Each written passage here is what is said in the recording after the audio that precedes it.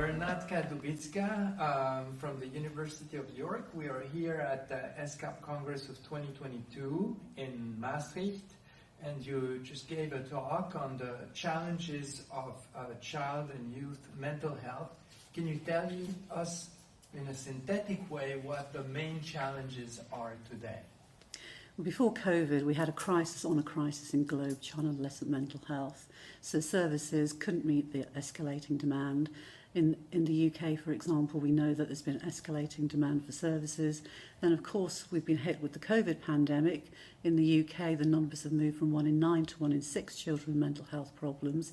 And now we've got a massive geopolitical crisis and the awful effects of war, trauma and displacement. In the midst of all this, we have an ecological crisis, and we know that's an absolute primary concern for most children and young people around the world. And we also know that it's always those most disadvantaged children and young people, the poorest, the most dispossessed, that will be affected. So we have immense challenges ahead of us globally. And how do you think we as child psychiatrists, adolescent psychiatrists, need to respond to these challenges? We can't individually solve all these problems, but it's really important that each and every one of us does act as a leader. Even very small acts can make a difference. So we can just demonstrate, for example, in our clinics about how we can best help children and young people. So, for example, absolutely it has to be central that we work collaboratively with young people. We don't do things to young people, we work with them.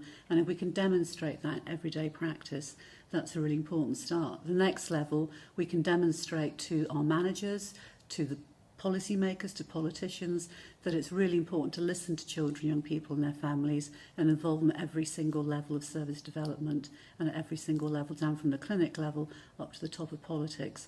And whatever capacity we work in, if we can try and push that and make sure that politicians and policymakers hear the voices of young people, that will be hugely important.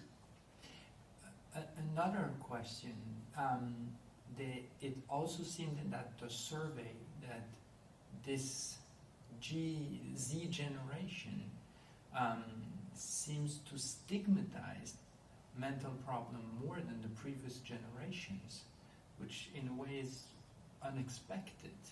So any comment about that? And again, what can we do to destigmatize mental health problem, especially in the new generation?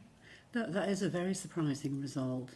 And I don't have an explanation for that, and we didn't hear any explanation for that, so obviously that needs to be looked into further. But those conversations about mental health need to be happening at every level. Everybody needs to realise that we have no health without mental health, and mental health has been stigmatised for far too long. But that needs to happen at every level throughout the whole of medicine. So we need to be educating our colleagues that they can't be treating physical health problems such as asthma or diabetes or brain injuries without considering the mental health of children and young people.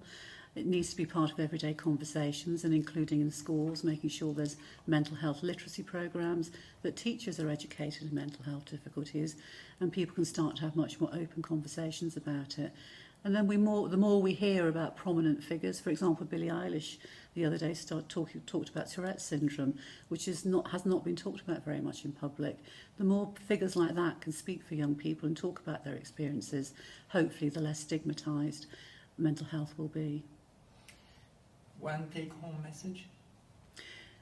Mental health and well-being needs to be the heart of economic policy for all our governments. We're a long way from that. But also we need to be working for the right treatment in the right place at the right time for that young person. And mental health care needs to be needs-led. In other words, what a young person needs.